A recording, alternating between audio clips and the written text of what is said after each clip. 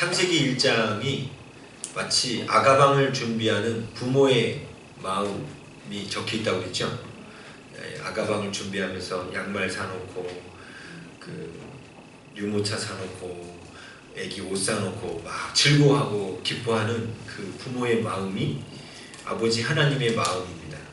제가 창세기 1장을 갖고 물론 우리 영적인 믿음의 성장 과정을 다루는 것도 중요하지만 정말 이 속에 있는 하나님의 사랑을 오늘은 좀 더 편안하게 좀 나누고 싶어서 말씀을 좀 그쪽으로 먼저 준비를 했습니다. 다음 주에 아마 이 본문 갖고 다음 주에 한 번 더 이 본문 갖고 다음 주에는 그 영적인 원리들에 대해서 설교하고요. 오늘은 일반 창조의 원리 속에 나온 그 하나님의 말씀의 원리 갖고 우리가 함께 은혜를 받고자 합니다. 여러분 옛날에 그 딸이 태어나면 집 뒷뜰에다가 오동나무 심은 거 아시죠? 오동나무를 심은 이유는 이 오동나무가 대단히 나무 품질이 좋아요. 그래서 이 딸이 시집갈만 할 때 되면은 그 오동나무가 가구를 해줄 만큼 나무가 이렇게 자라서 시집갈 때쯤에 그 나무를 베가지고 가구를 해줬다고 합니다. 그래서 이 그 딸이 그 뒷뜰에서 자라는 오동나무를 보면서 이게 뭔 나무예요 하면은 너가 시집갈 때 해주는 거야 이렇게 듣죠. 자, 그 얘기를 듣는 그 어린 딸의 마음이 어떨 것 같습니까? 벌써부터 날 보낼 생각하는구나. 이렇게 하면서 기분이 나쁠까요? 자기를 생각하고 아빠가 자기를 위해서 나무를 심고 자기의 미래를 위해서 준비한다는 것 때문에 행복해 하겠지요. 네. 그리고 이런 얘기들이 또 이런 얘기 있어요. 어떤 그 부부가 딸이 둘이 있어요. 근데 이 부부가 그 두 딸을 너무나 사랑하는데 이제 큰 딸이 외국으로 미국으로 유학을 가게 된 겁니다. 근데 미국 유학 생활을 하면서 너무나 힘들고 지쳐가지고 부모님한테 편지를 쓴 거예요. 부모님하고 딸하고 관계가 아주 좋거든요. 편지를 썼어요. 너무너무 유학 생활이 힘들어가지고 이거 그만둬야 될 것 같은 생각이 든다고 그렇게 편지를 씁니다. 그러자 아빠랑 엄마랑 깜짝 쇼로 그 미국에 찾아옵니다. 그리고 딸을 즐겁게 해주면서 함께 식사를 하면서 그 딸아이에게 조그만 상자 하나를 선물로 주고 갑니다. 근데 이 큰 딸이 이 작은 상자를 열어봤어요. 거기 대체 뭐가 있나 딱 열어봤는데 뭔가 시커멓게 조그만 이제 콩알보다는 조금 큰 시커멓게 굳어있는 뭔가가 들어있는 거예요. 그래서 이게 대체 뭔가 해가지고 아버지한테 물어봅니다. 아빠 이게 뭐예요? 이게 조금 징그럽기도 하고 이게 시커멓게 생긴 콩알만한 이게 뭐냐고 물어봤더니 이것은 너가 태어날 때 너가 가지고 나왔던 그 탯줄을 말려가지고 지금까지 복원해 놓은 거란다. 너가 태어날 때도 되게 힘들게 그 엄마 뱃속에서 나올 때도 얼마나 힘들게 나왔는데 힘든 과정을 너가 이 탯줄을 보면서 힘들 때마다 너가 그 고난을 능히 이겨낼 수 있다라고 믿고 꼭 이겨냈으면 좋겠다 하면서 그 탯줄을 선물로 주고 갔어요. 근데 그 탯줄을 보는 순간 이 딸이 마음이 뭉클한 거예요. 자기가 태어났을 때 탯줄을 지금까지 보관한 거예요. 아버지가. 그 여태까지 말을 안 하다가 다 커서 그러니까 이 아버지는 이 딸의 인생의 위기가 왔을 때 이 딸에게 주려고 지금까지 잘 보관해 놓은 거죠. 그래서 이 딸이 그 뒤에도 그 탯줄을 볼 때마다 자기 인생의 어려운 때를 이 나를 이렇게 사랑하는 아빠의 그 사랑을 탯줄을 통해서 본 거예요. 그래서 이런 아빠의 든든한 사랑이 뒤에 있으니까 내가 이 어려움은 이겨야지. 이런 마음으로 그 유학 생활을 잘 마쳤다는 이야기가 있습니다. 그리고 실제로도 우리나라에도 보면 왕이 태어나면 탯줄을 버리지 않고 보관하죠. 네? 그래서 왕의 탯줄을 보관하는 그런 항아리가 있습니다. 네. 이게 뭐냐면 너는 대단히 존귀한 자야 하면서 이게 아기 때는 기억을 못해도 이 아이가 크고 난 뒤에라도 내가 이렇게 태어날 때부터 특별하게 대우받고 특별하게 사랑받고 있던 자였구나를 나중에라도 깨달으라고 그런 것들을 보관해 놓은 거죠. 이 오동나무나 탯줄 상자나 다 자녀들에게 부모의 사랑을 어떻게 해서든 전달하고 싶은 그런 부모의 마음이 담겨 있다라고 저는 생각합니다. 그런데 하나님 역시도 마찬가지세요.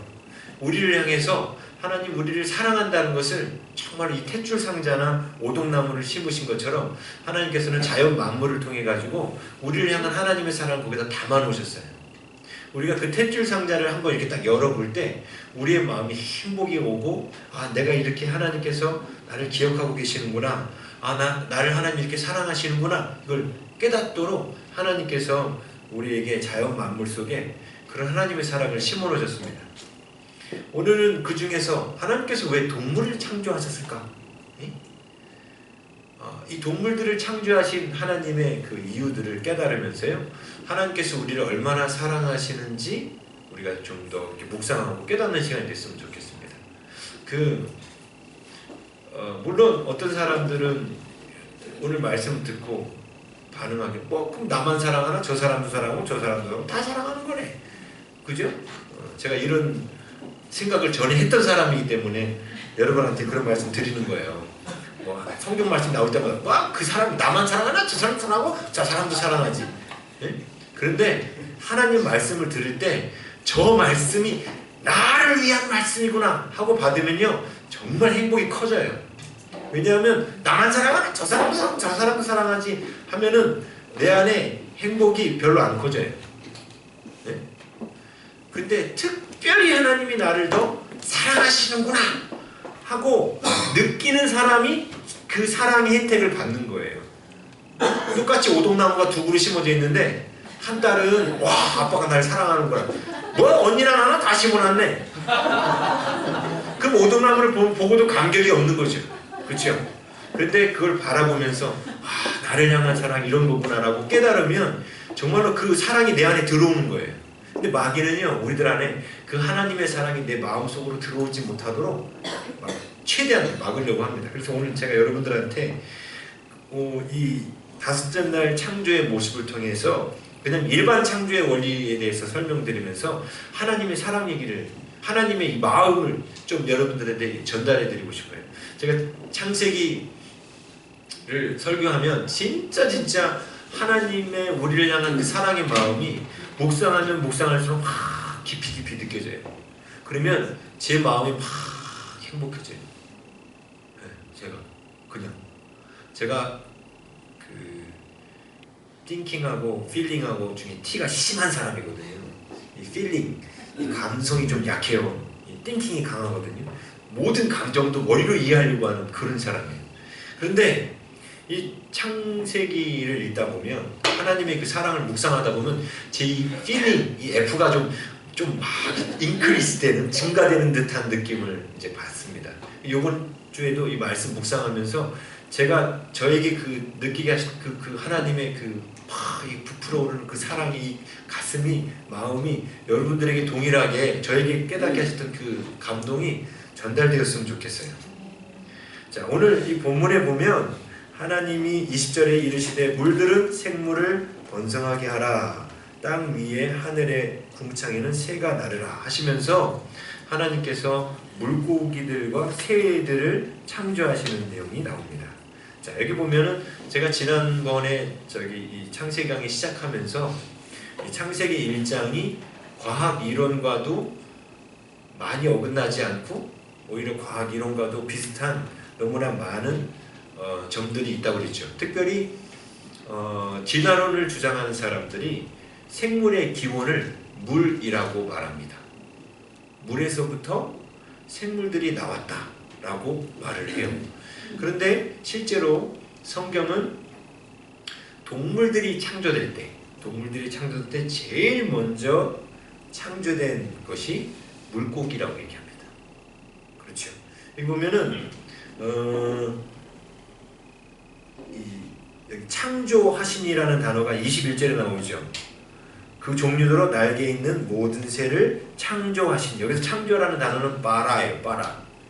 무에서 유를 창조하는 것. 자, 이 얘기는 뭐냐면 하나님이 태양과 지구와 이런 별들을 만드실 때 동시에 생명체가 같이 뿅 하고 나타나지 않았다는 거죠. 예? 창조의 순서상 여기서는 다섯째 날에 동물들이 만들어진다고 해요. 순수 창조가 된다고 해요. 그러면 그 이전에는 동물들이 없었다는 얘기죠. 다시 말하면 사람들이 지내는 이런 별들이 이런 혹성이 지구가 먼저 만들어지고 난 다음에 동물들은 그 후에 창조됐다는 거예요. 그러니까 별들의 창조 연대와 동물들의 창조 연대가 당연히 다를 수밖에 없지요. 그리고 말씀드린 것처럼 빅뱅 이론에 의하면 지금의 시간은 지금의 1초가 그때의 1초하고는 다르다고 말씀드렸죠. 예? 그때는 빅뱅이 빵 터졌을 때는 엄청나게 빠른 속도로 확 이동한다 했잖아요. 그래서 지금의 그때의 1초는 1초 동안 물건이 이동한 거리가 지금은 1조 초 동안 이동해야 된다고 그랬죠. 1조 초. 그때 똑딱 한동안 움직이는 거리를 지금 1조 초. 이게 약 3만 년이에요. 그때 1초가 지금의 3만 년이에요. 3만 년. 그런데 이게 시간이 지나면서 우주가 식으면서 시간이 갈수록 처음에 빨리 흐르다가 천천히 흐르게 됐다 했죠. 시간은 상대적으로 흐른다 그랬잖아요. 빨리 시간이 흐를 때가 있고 느리게 시간이 흐를 때가 있는데 지금 우리가 갖고 있는 24시간의 잣대로 들여다보니까 그때 그냥 여기서 보면 하루, 이틀, 3일, 4일, 5일, 6일 그냥 6일에 걸쳐 창조되는 것처럼 보이지만 상대성 이론으로 보면 창조의 첫째 날은 현재의 시간 계산법으로 계산하면 몇 년이라고 하세요? 80억 년. 예? 그래서 말씀드렸잖아요. 빵 터져가지고 우리 눈에 빛이 보일 때까지 그 시간이 38만 년이라고. 우리의 시간 기준으로 말하면. 그러나 그 당시에는 눈 깜짝할 사이죠. 예? 뭔 얘기인지 전에 한번 설명드렸었죠. 자, 그러면서 갈수록 80억 년, 40억 년, 20억 년, 10억 년 이렇게 날짜가 줄어들잖아요. 그래서 우리가 볼 때는 다섯째 날하고 여섯째 날 곧 물고기가 만들어지고 사람이 창조될 때까지 단 이틀밖에 안 걸린 것처럼 보이지만 상대성 이론에 의해서 시간을 적용하면 이게 이틀 걸리는 게 아니라 물고기에서 사람이 나올 때까지 적어도 2억 5천만 년이 걸린 거예요. 네? 그러니까 2억 5천만 년 후에 사람을 창조하신 거예요. 우리의 시간관으로 바라보면 뭔 얘기인지 아시겠죠? 네? 그런데 물고기들을 만든 것보다도 이 대기와 땅 이걸 만드신 게 훨씬 이전이었다는 거죠. 근데 지금은 하나님께서 창조가 태초에 하나님이 하늘들과 땅을 창조하시니라 라고 말씀하셨을 때는 생물들이 전혀 없었다는 거예요. 그렇죠? 그냥 생물들이 없이 그냥 하늘과 땅, 그 혼돈과 공허의 상태 어떤 그런 것만 있었는데 이 다섯 번째 날의 이 의미가 너무 중요한 게 이때 하나님이 처음으로 생명체를 만드셨다는 거예요. 생명체를. 그렇죠? 그래서 생명체가 등장한 날이 바로 다섯째 날입니다. 근데 그 생명체를 만들 때에도 제일 먼저 생명체가 나온 곳을 뭐라고 성경은 표현하냐면요. 20절에 물들은 생물을 번성하게 하라 이렇게 나오죠. 여기서 번성하게 하라는 단어가 사라츠라는 단어를 써요. 사라츠. 21절에도 물에서 번성하여 라는 단어도 역시 사라츠라는 단어예요. 그런데 그 밑에 나온 22절에 나온 생육하고 번성하여의 번성하는 다른 단어입니다. 이거는 라바라는 단어예요. 좀 달라요. 단어가. 위에 20절하고 21절에 나온 이 번성하여라는 단어는요. 그냥 가득 차다 이렇게 번역하거나 우글거리다 이렇게 번역해요. 그러니까 조그만 기어다니는 조그만 짐승들 같은 것이 막 이렇게 물속에 막 우글우글 막 가득가득 차는 어떤 그런 모습이에요. 그런데 이 하나님의 이 창조의 모습은 일단은 물에서부터 먼저 하나님이 생물을 창조하신 모습이 나오죠. 자, 그러면서 21절에 보면 그렇다고 이게 물에서부터 우글거리는 뭔가 이렇게 조그만 기어다니는 이 번성하여 21절에 움직이는 모든 생물이라고 되어 있죠. 21절에. 여기서 움직이는 이라는 단어도 역시 그 사라체에서 파생된 단어예요. 기어다니는 뭐 이런 뜻도 있습니다. 예? 그러니까 물속에 있는 우리 어류 중에는 보면 조개류 뭐 이런 것도 있잖아요. 그리고 기어다니는 거 막 이런 거 있죠. 그런 것들을 하나님이 그때 만드셨다는 거예요. 네? 그런데 이런 것들만 만드신 것이 아니라 21절에는 큰 바다 짐승들도 만드셨다고 나와요. 그렇죠. 그래서 큰 바다 짐승들이 거대한 바다 짐승들이라는 단어는 탄닌이라는 단어를 쓴다고 했죠. 탄닌. 이 단어가 성경에는 큰 뱀, 용, 뭐 이런 걸로 번역이 돼 있어요. 그러니까 아주 뭐라고 하나 하등 생물이라고 하나요? 이렇게 세포 비슷하게 조그맣게 생긴 이런 것만 만드신 것이 아니라 고래와 같이 커다란 물고기들도 이때 동시에 만드신 거예요. 그런데 하나님은 이때 물고기부터 만드셨다는 거예요. 그렇죠? 그리고 난 다음에 하나님께서 뭘 하셨냐면 땅 위 하늘의 궁창에는 새가 나르라 하시면서 하나님께서 그 새를 창조하시죠. 보세요. 항상 이 창세기에 이 하나님이 창조하는 과정을 보면 하나님이 말씀하셔요. 예? 그 말씀하시는 것이 여러분들한테 말씀드렸지만 우리가 말하는 한국말로 새들은 날아라 이렇게 한국말이 아니라 했어요. 예? 이게 무슨 뜻이었냐면 하나님이 머릿속에 갖고 계신 생각이 밖으로 표현된 거라고 했어요. 예? 제가 여러분들한테 이것도 제 생각이 표현된 거죠. 이게 밖으로 표현된 거예요. 이게 언어라고요. 창세기 때 그런데 하나님의 머릿속에 있던 생각이 밖으로 표현된 게 하나님이 여기서 가라사대가 바로 표현된 거예요. 근데 이 창조의 모습을 보면 궁창을 14절에 하늘의 광명체들을 만드실 때도 그렇고 20절에 그 새와 물고기를 만드실 때도 그렇고 먼저 하나님은 그림부터 그리셨어요. 네? 보세요. 모든 물들은 생물을 모든 물들 속에 생물들이 막 번성해가지고 막 가득 차는 모습을 머릿속에 상상하신 거죠. 그리고 땅 위에는 궁창에는 새가 날아다니는 모습을 상상하신 거예요. 아시겠어요? 상상하신 것을 하나님의 생각 밖으로 탁 튀어나온 게 20절이에요. 네? 20절이 튀어나온 거예요. 하나님의 생각이 밖으로 나온 거예요. 하나님의 생각이 밖으로 딱 나오니까 21절에 어떤 현상이 일어나요? 정말 그 물속에서 번성해서 종류대로 날개 있는 모든 새를 그 종류대로 거기서부터 창조된 거예요. 그러니까 구조가 그렇게 돼 있다고요. 별들을 만드실 때도 마찬가지였어요. 하나님이 별들에 대한 계획을 머릿속에 별들이 이렇게 하늘에 떠가지고 이렇게 떠가지고 이렇게 있어야지 라고 생각하셨어요. 이 생각하신 것이 밖으로 표현된 것을 가라사대라고 표현한 거고 그 뒤에 별들이 그 역할들을 감당하게 된 거예요. 여기서도 먼저 20절은 하나님의 그림, 이 동물들에 대한 하나님의 생각과 그림이 밖으로 표현된 거고 표현되자마자 이것이 실제로 성취돼 가지고 창조된 거예요. 그래서 물고기들과 새들이 만들어진 거죠. 그래서 여기 보면은 또 날개 있는 모든 새를 여기 보면 종류대로 창조하셨다라는 말씀이 있습니다. 이 종류대로라는 단어가 히브리어 보면 이 단어를 그대로 읽으면 레민네햄이라는 단어를 쓰는데 그래서 민이라는 종류대로라는 뜻은요 그 진화론자들이 말하는 거하고 좀 다릅니다. 우리 그 생물을 분류할 때 종속, 과목, 강문, 계 이렇게 분류하잖아요. 하도 오래돼가지고 기억 안 나시죠? 네, 저도 찾아봐서 다시 기억했어요. 종속, 과목, 강문, 계가 뭐냐면 끝으로 갈수록 이제 범위가 넓어지는 거예요. 그러니까 계는 뭐냐면 동물계, 종속, 과목, 강문. 문은 뭐냐면 예를 들면 제가 나비 하나를 설명하려고 해요. 나비 가운데 특별히 공장나비를 설명하려고 해요. 그러면 공장나비는 공장나비종, 공장나비속, 예? 속가에 있는 그 다음에 그 네발나비과, 예?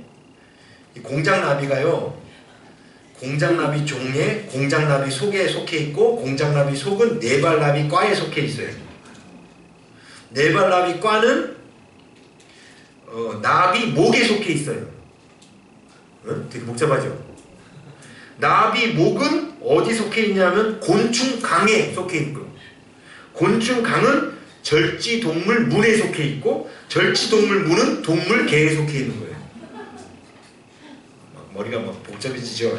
이 T는 이런 걸 막 즐기기 때문에 막 하는데 F들은 이거 들으면 막 가슴이 막 쥐어짜실 거예요. 어우 목사님, 아우 이렇게 복잡한 얘기를 하지? 근데 제가 이 복잡한 얘기를 하는 이유가 있어요. 뭐냐면 진화론자들은 뭐냐면 동물계, 절지동물 문, 그 같은 계열 안에서 갈라지기 시작했다는 거예요. 진화로. 네? 그런데 우리는 어디까지만 인정하냐면, 그러니까 나비, 목, 네발나비과, 그러니까 목과 속, 종, 요 안에서의 변이는 인정해요. 네? 근데 이 목에 나비목이 있다고 그랬잖아요. 나비목, 벌목, 베뚜기목, 파리목, 여기 목이에요. 이게 목 종류가. 그런데 진화론자들은 이 목 안에서도 이게 진화가 됐다는 거예요. 그러니까 나비가 파리도 되고 뭐 벌이 뭐 메뚜기도 되고 이렇게 같은 목 안에서도 진화됐다고 보는 거예요. 그 전 단계에서도. 그런데 기독교 입장에서는 목까지가 없어. 그 다음에 과, 나비과, 그러니까 나비, 흰나비과, 호랑나비과, 네발나비과, 하나님이 나비를 만드는데 거기서 이 나비과가 흰나비과로 분류되고 호랑나비과로 네발나비과로 이렇게 분류되는 과에서 분류되는 것을 이게 이런 부분적 진화는 인정한다고요. 종 안에서의 진화는. 예? 뭔 얘기인지 아시겠죠? 우리 인간도 아담과 하와를 처음 만졌을 때 아담과 하와가 황인이었을까요? 백인이었을까요? 흑인이었을까요? 저는 확실히 믿습니다. 황인이었다고. 네? 왜요? 백인은 굽다가 말았고 흑인은 너무 태웠고 황인만 적절하게 구워졌다. 이건 우스갯소리인데 이거 우스갯소리고요. 근데 그 사람의 DNA를 이렇게 연구하면 사람의 DNA 쭉 따라 올라가면 우리 사람 안에 흑인이 될 가능성도 백인이 될 가능성도 다 갖고 있어요. 네? 우리 안에서. 그래서 사람도 환경에 맞춰서 그 부분 진화가 일어난 거죠. 그래서 흑인들이 머리가 곱슬곱슬한 이유가 뭐예요? 뜨거운 햇볕 아래서 모자를 쓰지 않아도 돼요. 우리는 모자 쓰지 않으면 햇볕 밑에서 우리 같은 머리카락 갖고 있는 사람은 일사병 걸립니다. 근데 흑인들은 이 머리가 곱슬곱슬 이렇게 돼가지고 이 안에 그늘막을 만들어줘요. 그래서 이 안에 머리가 시원해지도록 보호를 합니다. 흑인들의 머리카락. 그래서 흑인들의 머리가 곱슬곱슬한 거예요. 열대 지방에서 견딜 수 있도록 그렇게 된 거예요. 그리고 흑인들은 선크림 안 바르죠? 네? 선크림 안 발라요. 안 발라요, 흑인들. 네, 흑인들 안 발라요. 뭐 희한한 거 아니에요. 흑인들은 선크림을 안 발라도 얼굴이 뻘겋게 안 타요. 왜냐하면 그 지역에 살 수 있도록 적응된 거예요. 이게 바로 종 안에서의 진화예요. 이것은 기독교도 인정하는 바예요. 뭔 얘기인지 아시겠죠?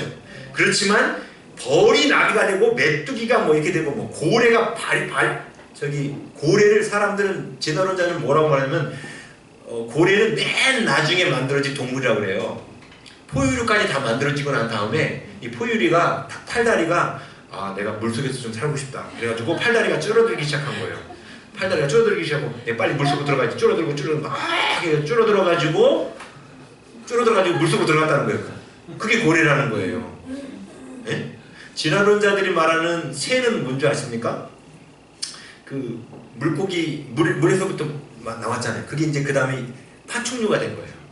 카멜리오 같은 파충류가 있는데 파충류가 보면 비늘 같은 게 있는데 얘가 하늘을 좀 날고 싶다 해가지고 갑자기 비늘이 바뀌어서 깃털이 됐다는 거예요. 비늘이 바뀌어서 깃털이 되어서 하늘을 날 수 있게 됐다는 거야. 엄청 동화 같은 이야기인데 사람들이 그걸 믿어요. 그게 진화론이에요. 네? 근데 이게 보세요.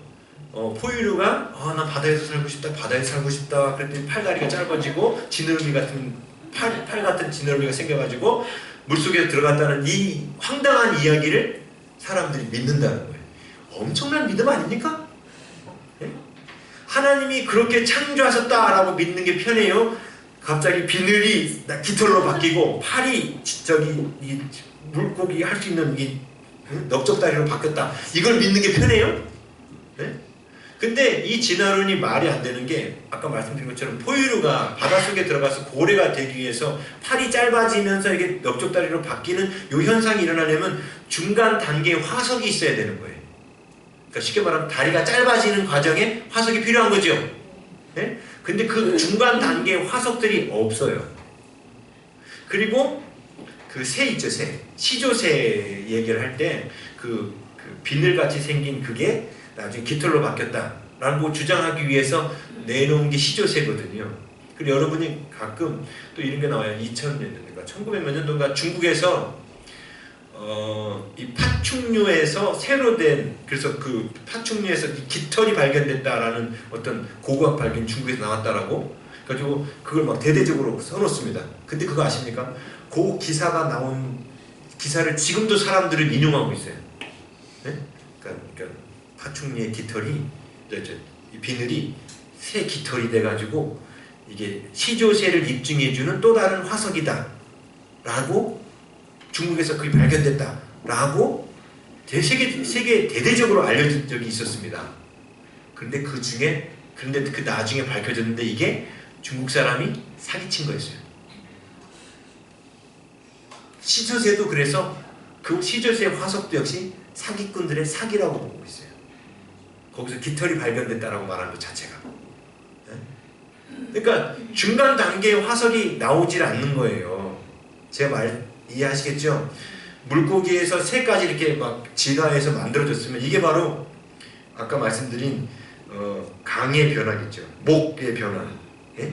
종속, 여기 좀 종속, 과목, 강문, 개, 문, 강, 막 이런 변화가 일어났다는 게 진화거든요. 개, 문, 강 이게 변화됐다는 게. 근데 그 변화되려면 중간 단계의 화석이 있어야 되는데 여태까지도 아무리 발견해도 발견되지 않았다는 거예요. 고고학적 자료를 아무리 뒤져도요 진화로는 입증이 될 수가 없어요. 여러분 들으니까 너무 황당하지 않아요?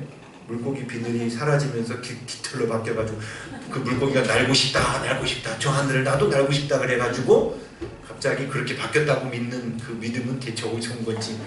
예? 아무튼 하나님께서는 분명 여기 성경에 보면 종류대로 창조하셨다고 나옵니다.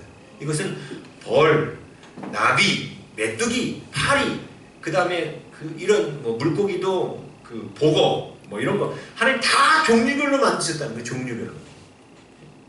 근데 사람들은 진화론자들 이런 걸 안 받아들이죠. 그리고 종류별로 하나님께서 같은 종끼리 이렇게 종류대로 만드셨다는 또 증거가 뭐냐면요. 새들을 보면 알아요. 새들을 보면요. 같은 종끼리만 함께 날아다닙니다.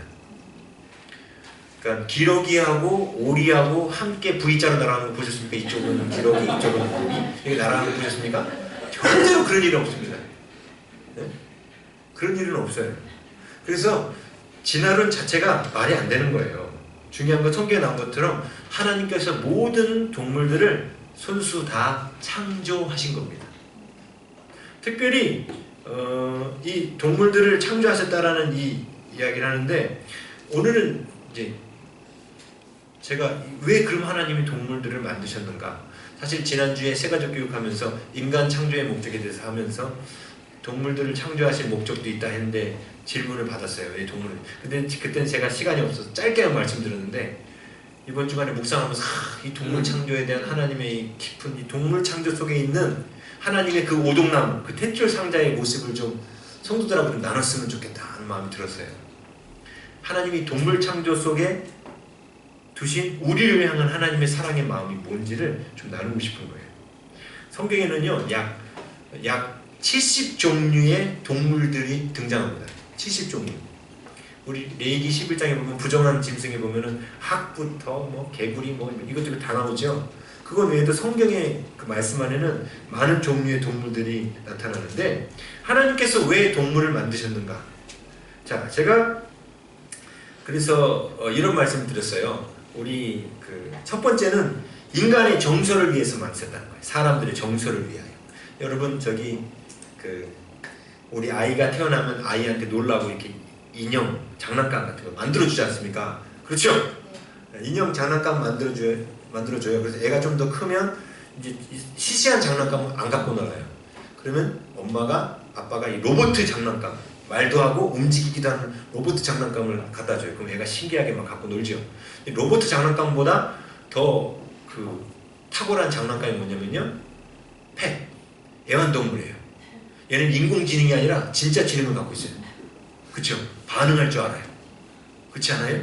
그러면서 아이들이 그 동물들을 키우면서 마음 안에 따뜻한 정서가 생깁니다. 그래서 아기를 키우는 집에 이 동물들을 키우면 아기들의 정서에 도움이 된대요. F, 이 감정이. 저는 어릴 적에 개를 안 키워가지고 F가 좀 낮은 것 같아요. 다 커서 키웠거든요. 네. 그래서 이 인간의 정서를 위해서 하나님께서 동물들을 창조하셨어요. 그래서 그런 것을 반영하는 성경 구절들이 있습니다. 우리 창세기 있으니까 한번 가볼게요. 창세기 9장 3절 4절입니다.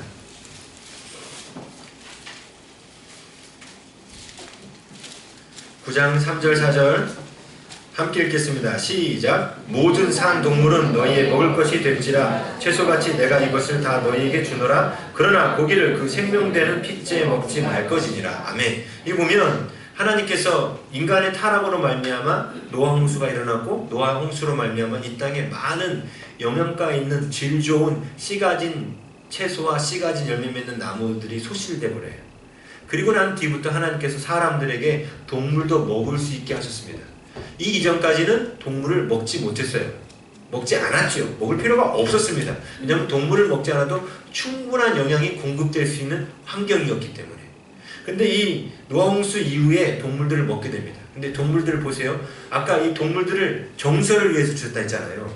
여러분 집에서 키운 개를 잡아 드신 분 혹시 계세요? 네? 남의 집 개는 잡아서 먹을 수는 있어도요, 내가 키운 개는 못 잡아 먹습니다. 왜요? 정들었잖아요. 그렇죠? 왜냐하면 처음에 하나님은 이 동물들을 통해서, 동물들은 인격이 있다고 했잖아요. 지정의가 있다고 했잖아요. 인격 있는 동물들을 통해서 우리들의 마음에 어떤 따뜻한 정서들을 주기 위한, 우리에게 막 즐기고, 장난감, 아주 그냥 따뜻한 장난감이죠. 추우면 안고 자면 따뜻하죠. 네? 그러니까 동물들이 있을 때가 많았다고요. 옛날에 용이, 그렇죠, 공룡이 있을 때만 해도 익룡을 불러가지고 이리 와, 좀 저기 좀 가자. 그럼 익룡 타고 날아갈 수도 있는 거예요. 그렇죠? 동물들이 있을 때가 꽤 많았던 거죠. 응? 근데 이 동물들을 창조하셔서 우리에게 주신 목적 가운데 이 정서를 위한 것이 있는데, 인간의 타락으로 말미암아 동물을 먹어야만 하는 그런 상황이 생긴 거예요. 근데 이때도 하나님이 사람한테 뭘 주의를 시켰냐면, 피는 먹지 마라. 생명되는 핏째 먹지 마라. 이런 말씀을 하시죠. 왜냐하면 동물을 죽이는 것 속에서 마음속에 벌써 뭔가를 죽이는, 살생하는 걸 통해서 마음이 좀 아프잖아요. 근데 어쩔 수 없이 영양이 부족하니까 먹어야 된다고요. 그렇지만 이 동물에 대한 그 사랑의 마음을 표현하기 위해서 최소한 피는 먹지 말라는 거예요. 그죠? 그 다음에 그 출애굽기 34장 26절에 이런 말씀이 있습니다. 너는 염소 새끼를 그 어미의 저주로 삼지 말지니라.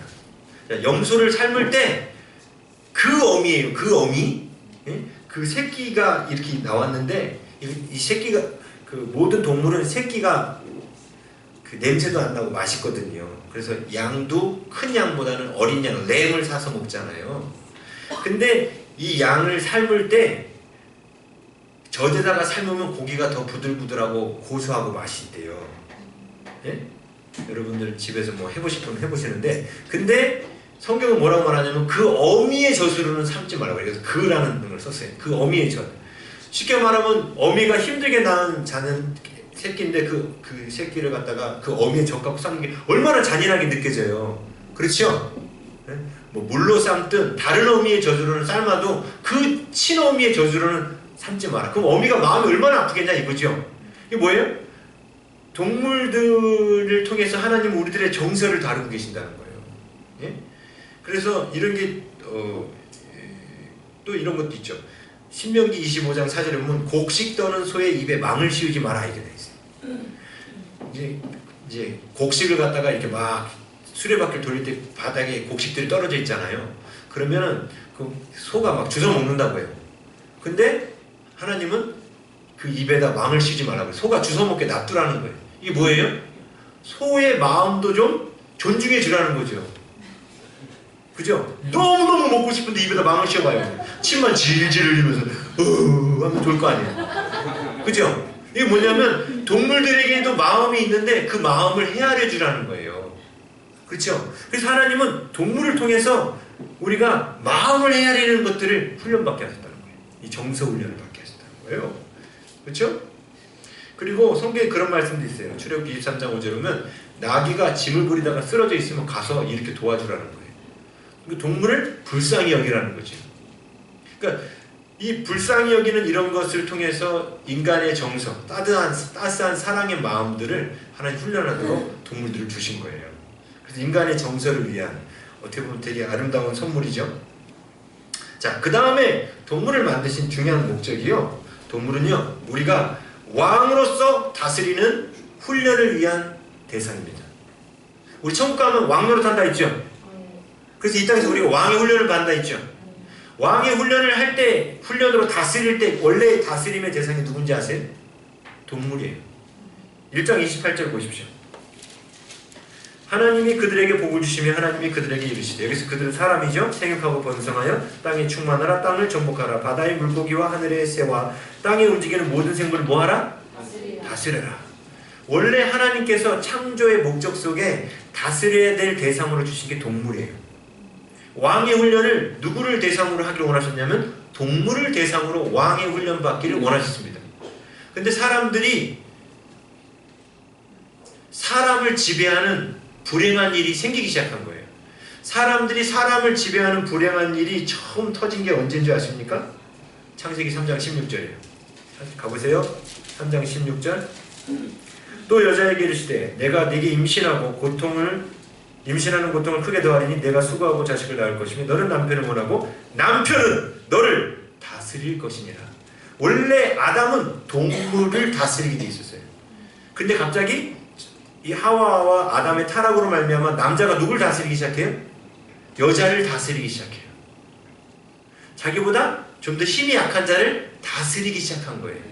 원래 하나님은요, 사람이 사람을 다스릴 것을 의도하지 않으셨다는 거예요.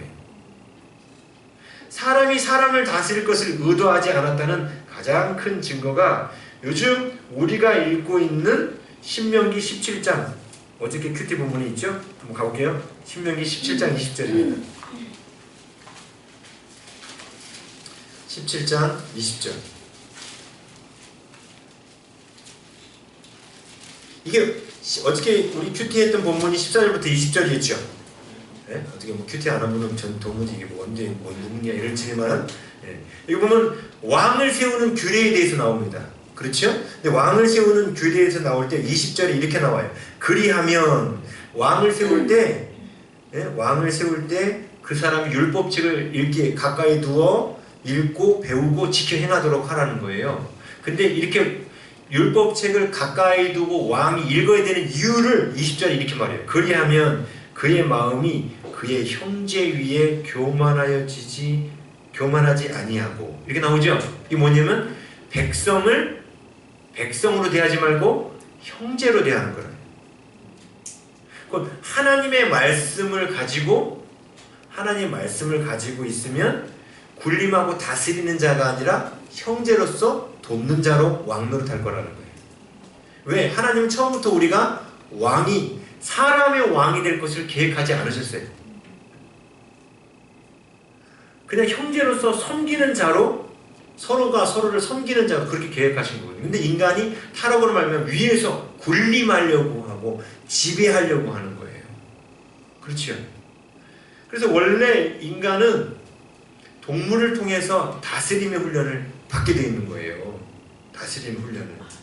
자, 그 다음에 세 번째로 하나님께서 동물을 만드신 목적, 그게 뭐냐면 동물은 때로는요, 우리가 하나님 말씀대로 살지 못하면 하나님의 심판의 도구가 되기도 합니다. 동물이. 그렇죠? 우리가 잘 알고 있는 것처럼 그 사람들이 하나님 말씀 어기고 막 우상숭배하고 그러면 하나님 메뚜기 떼를 보내요. 그래서 심판의 도구가 되죠? 그리고 하나님께서 여호수아서 24장 12절에 보면 가나안 땅을 정복할 때 하나님은 왕벌을 보내시겠다고 말해요. 가나안 사람들을 심판하기 위해서 왕벌을. 그리고 레위기 26장에도 이스라엘 백성들도 하나님 말씀에 복종하지 않으면 들짐승을 내가 너희 중에 보내서 너희들의 자녀를 움키게 하겠다.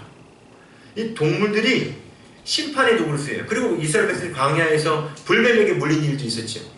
이렇게 이 동물들이 사실 하나님 우리에게 주신 따스한 사랑의 정서로 주신 좋은 도구였는데 타락으로 말미암아 이 동물들이 나중에 하나님의 심판의 도구가 되기도 합니다. 그런데 이제 좀 긍정적인 의미로 이 동물을 만드신 의미를 좀 더 보면요, 이 동물은요 하나님께서 우리에게 지혜를 가르쳐 주시려고 동물들을 주신 거예요. 왜냐? 하나님은 아담 안에 모든 지혜는 외부를 통해서 얻어지는 지혜가 있는 거예요. 그리고 머릿속에 그냥 IQ가 높은 사람이 있는 반면에 IQ가 높다고 해서 배우지 않는다고 똑똑해지는 건 아니거든요. 근데 뭔가를 배우고 익힐 때 우리가 뭘 통해서 배우냐면 하나님이 창조하신 만물들을 보고 연구하면서 그 속에서 지혜를 얻는 거예요. 예? 하나님께서는요 동물들을 통해서 우리들에게 하나님의 지혜를 가르쳐 주셔요. 우선 이런 거 있죠.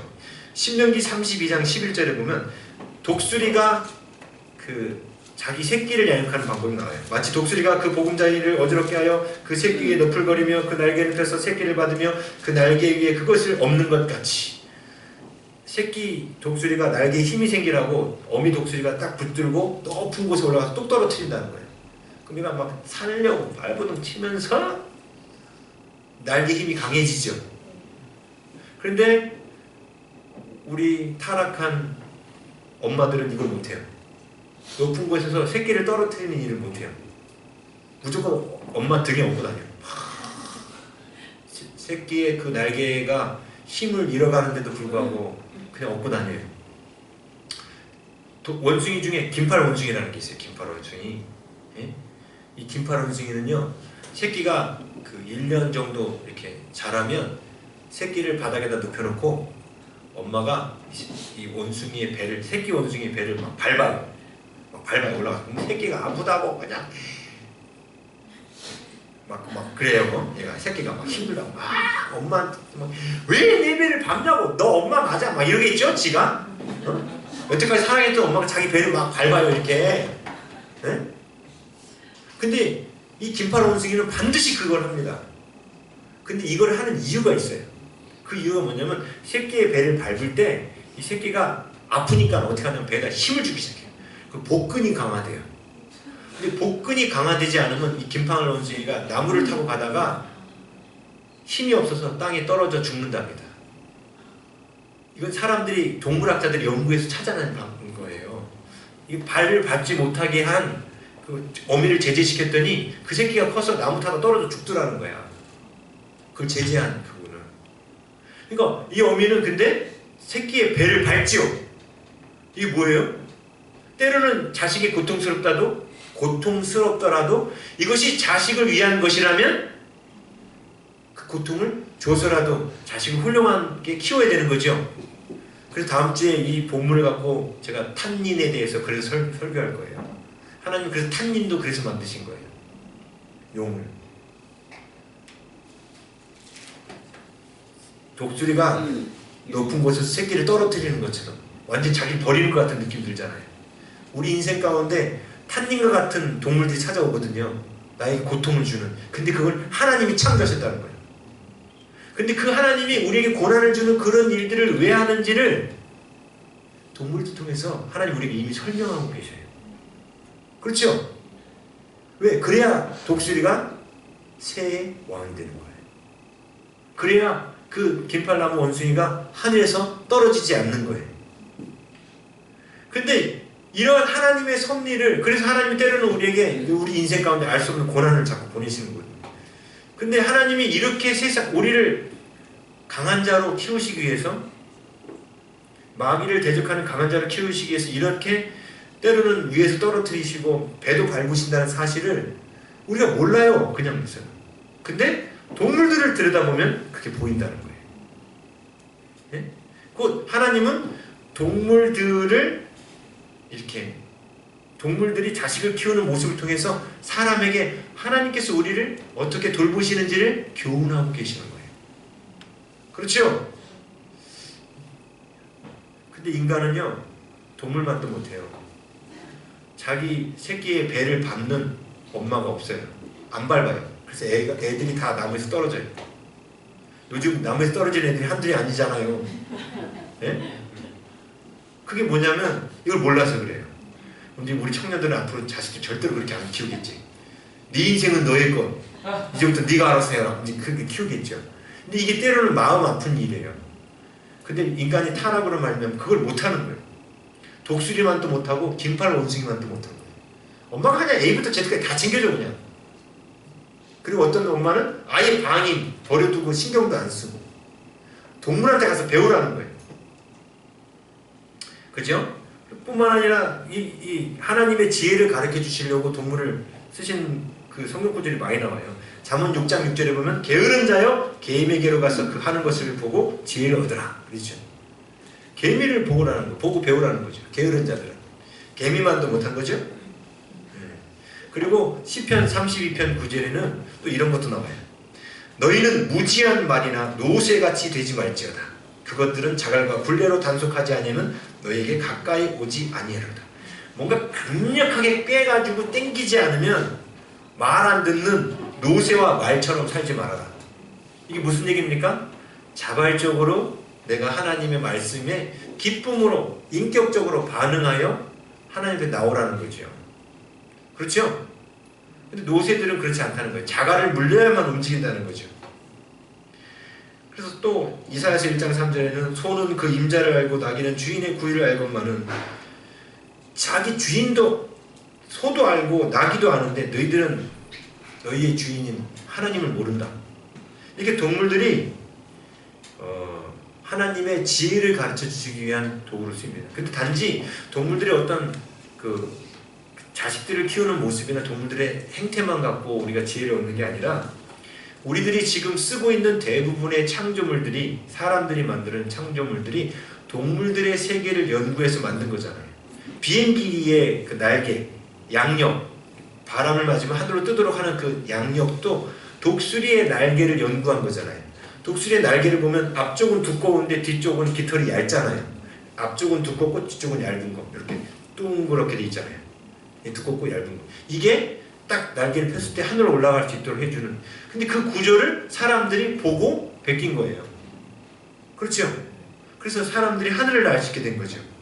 그리고 사람들이 이제 로봇을 이제 만들 때도 요즘에 그 어디든지 다 갈 수 있는 로봇을 만들 때도 산을 잘 타는 로봇을 만들 때도 벌레의 다리를 흉내내가지고 거미다리 같은 거 흉내내가지고 만들죠. 왜? 그 구조가 제일 거치지 않고 잘 올라갈 수 있으니까.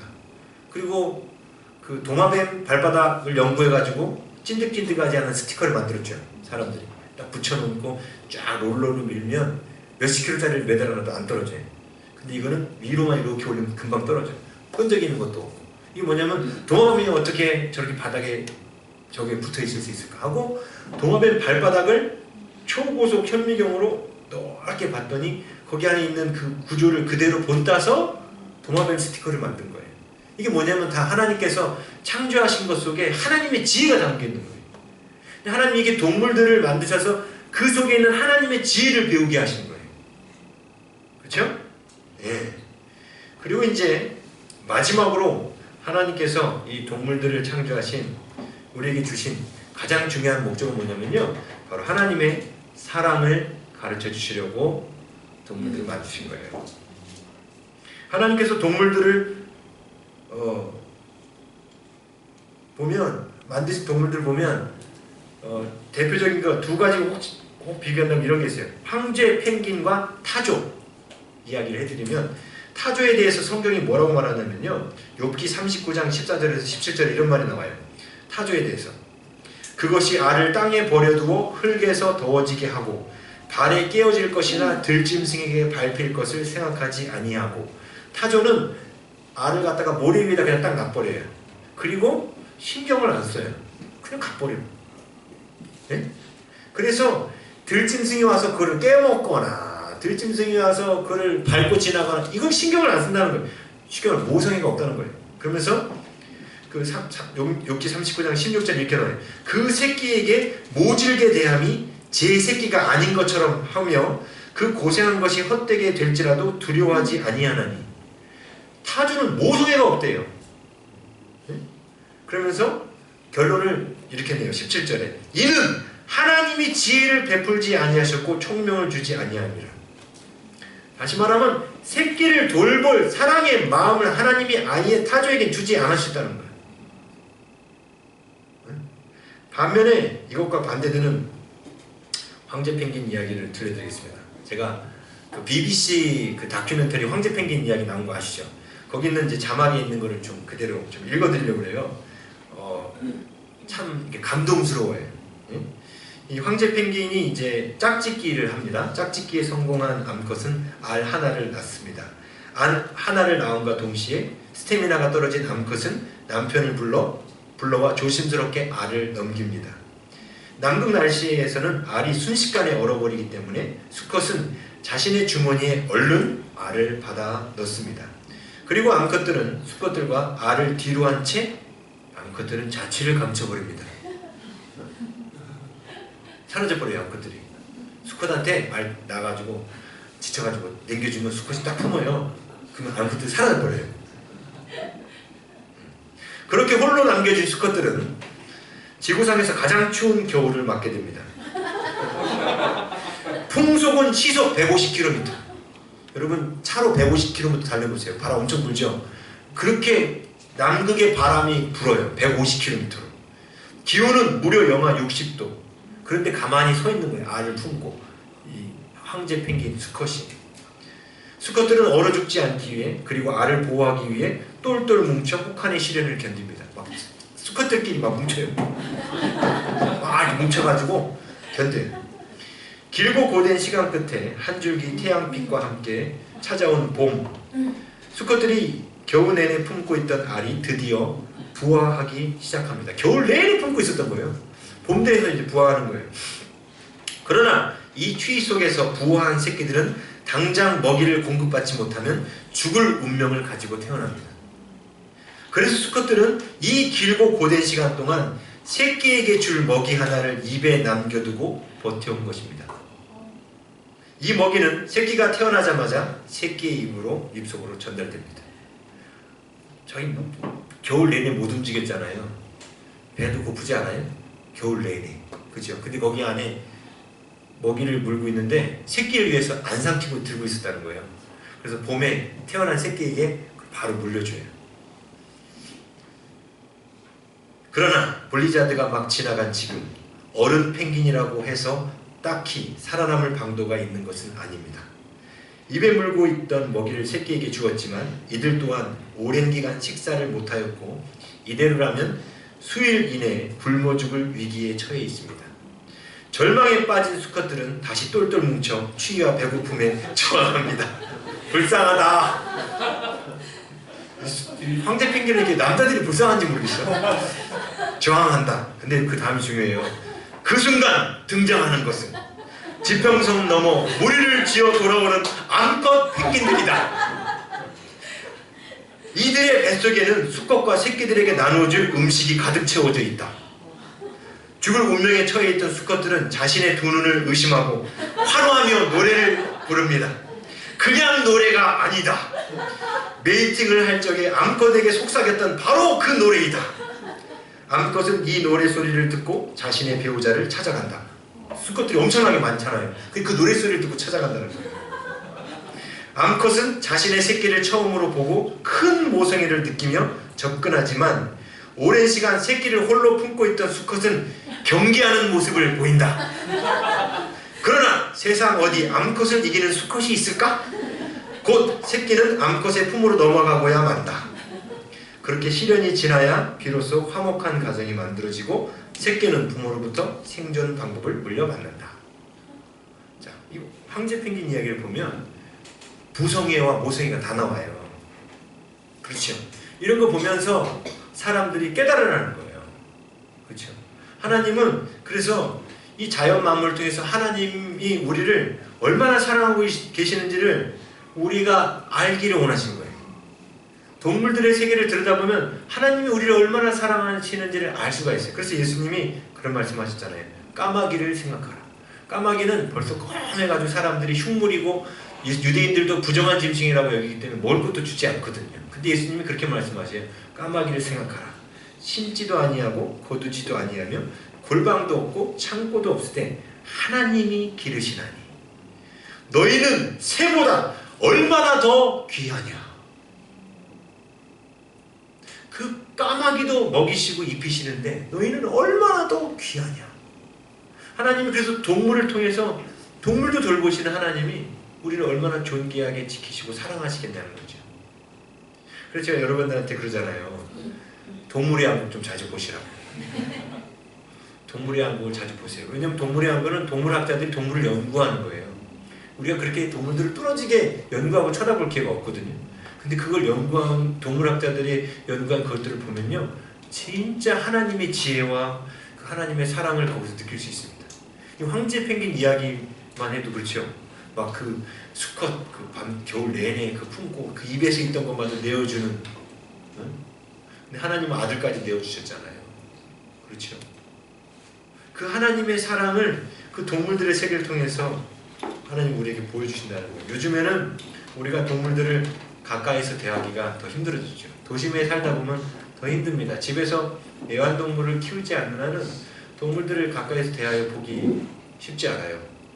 지난 주일날 이제 집을 나서서 오는데 갑자기 옆에 삐직 하면서 뭐가 하얗게 뚝 떨어지더라고요. 새똥이었어요. 여기 올라보니까 새가 있더라고요. 저는 하나님께 감사했죠. 제 머리에 안 떨어진 것을 감사했죠. 네. 진짜로 감사했어요. 근데 이제 그 새도 이 도심 속에서는 잘 보기도 힘들어요. 그냥 요즘에 들리는 거는 저희 집 앞쪽에 있는 와 하는 고양이 소리, 짝짓기를 해요. 이상한 애기 소리를 내는 고양이 소리만 들리고 동물들을 많이 보기가 쉽지 않습니다. 그래서 사람들이 어떻게 보면 그런 것들을 가까이 접하지 못하면서 더더욱 하나님의 사랑을 읽을 수 있는 마음들을 잃어가고 있는 것 같아요. 물론 여러분들이 집에서 동물을 키우시는 분들은 좀 느끼실 거예요. 이 동물들이 사람이 주는 사랑에 어떻게 반응하는지를. 그래서 성경에 하나님은 그런 말씀하세요. 우리 인간들이 때로는 동물만도 못하게 행동한다. 소도 나귀도 그 주인을 알건만은. 하나님 우리를 먹이시고 입히셨는데도 그 우리를 먹이시고 입히신 하나님을 모르고 배반하는 인간들, 그 모습을 동물들을 통해서라도 배우라는 거예요. 동물들은 최소한 내가 키우는 그 동물들을 보면, 내가 먹이를 주고 하는 동물들을 보면 그 주인을 알아보거든요. 주인에게 의리를 지키고. 그렇죠? 근데 사람들은 그렇지 못하다는 거예요. 그래서 하나님은 우리들 근처에 이렇게 동물들을 두셔가지고 하나님의 사랑을 우리가 막 이렇게 알기를 원하신 거예요. 하나님의 기가 막힌 교보제 아닙니까? 그죠? 저는 그래서 막 이 말씀 묵상하면서 이 물고기와 새들과 짐승을 만드신 하나님에 대해서 묵상하면서 너무너무 하나님의 사랑이 감사했어요. 황제 펭귄보다도 사실 하나님이 더 따뜻하게 우리를 품어주시잖아요. 입에 있는 게 아니라 아들 예수님까지 주셨잖아요. 그러면서 하나님의 사랑을 보게 되는 거죠. 저 황제 펭귄 이야기를 보면서 진짜 아버지 하나님의 사랑을 보게 됐어요. 또 뭐 가시고기 뭐 그런 얘기도 아시죠? 가시고기가 죽을 때 자기 몸을 새끼들 위해서 먹이로 주고 죽잖아요. 가시고기 그 아버지가, 아비 물고기가. 그런 거 보면 동물들의 세계 속에서도 사랑이라는 게 있거든요. 근데 바로 우리가 그 사랑을 그 속에서 배우는 거예요. 오늘은 그래서 제가 그 다섯째 날 사건을 통해서 그냥 일반 창조 원리 속에 있는 하나님의 사랑을 묵상해 봤습니다. 우리 안에 이런 하나님 만드신 자연 만물과 동물들 이런 것 속에서 하나님의 사랑을 읽을 수 있는 눈이 우리가 회복되어야 됩니다. 그러면 우리들의 마음이 정말 많이 따뜻해질 거예요. 그래서 짐승들을 이렇게 사랑으로 잘 키우는 그런 분들이 그래도 정서가 좀 더 따뜻하잖아요. 네. 그래서 또한 우리들 안에 하나님의 사랑을 읽을 수 있는 눈이 회복되고 나의 삶의 환경을 통해서 말씀하시는 그런 주의 음성을 다 듣게 되시기를 주의 이름으로 축복합니다. 네, 그래서 오늘 우리 함께 이런 찬양해 보려고 합니다. 들풀에 깃든 사랑. 오늘 피었다 지는 들풀도 입히시는 하나님. 가끔씩 힘드시면 제가 그렇죠. 막 너무 불가능한 일 앞에 서면 저는 하늘의 별을 쳐다봅니다. 그리고 그 많은 별들을 만드신 하나님, 태양보다도 수만 배, 수천 배 더 큰 그런 별들도 창조하셨잖아요. 그리고 들풀을도 보고 새들도 보고 그러면서 나를 사랑하시는 그 하나님을 사랑을 그 속에서 읽을 수 있는 그런 믿음의 사람들이 되기 원합니다.